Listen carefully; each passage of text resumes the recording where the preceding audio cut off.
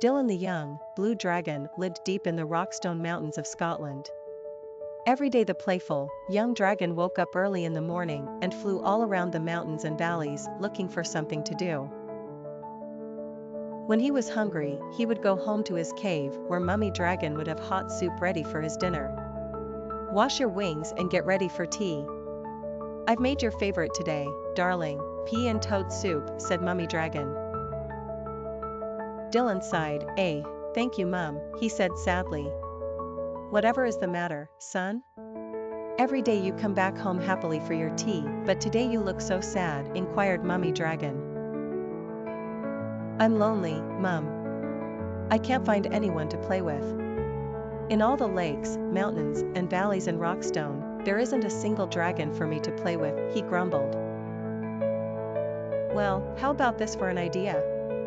Why don't you fly down to the village playground and see if the children there want to play with you?" Dylan woke up bright and early the next day. He was very excited that he would soon have friends to play with every day. He put on his baseball cap and school tie and flew past the valleys and mountains until he reached the little village of Falkirk. He glided down to a passerby to ask for directions to the children's playground. That way," pointed the quivering man.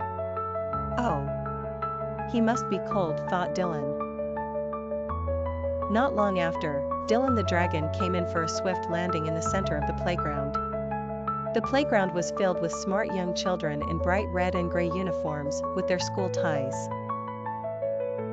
Dylan tugged at his tie and cleared his throat. He felt very well dressed for the occasion. He was about to open his mouth to introduce himself when he suddenly heard, "Herg! Ruyuan, it's a dragon, he's going to burn us alive," yelled one of the young boys. All the children ran frantically towards the exits and disappeared in no time. Dylan sighed sadly. All he wanted was some friends to play with, but clearly humans were very scared of dragons. He flew home with his head hung low to see what Mummy Dragon had made for tea. The next day, Dylan decided to try and make friends with the children in the playground again. He tucked his white handkerchief in his left gill and scooped up a large branch lying on the floor. He made it into a white surrender flag. He crossed his claws and hoped the children would give him another chance. Down he flew again into the center of the playground with his white surrender flag clenched in his jaw. "I just want to play and be friends," he said softly. "But how will you play with us?" shouted one of the girls. "You're too big for our swings and slides. You won't fit in our roundabout." "Well, why don't I take you all for a ride to the valleys and the mountains of Rockstone?" "Yay!" squealed all the children at once. They climbed onto Dylan's back and off the children went on a very exciting flight.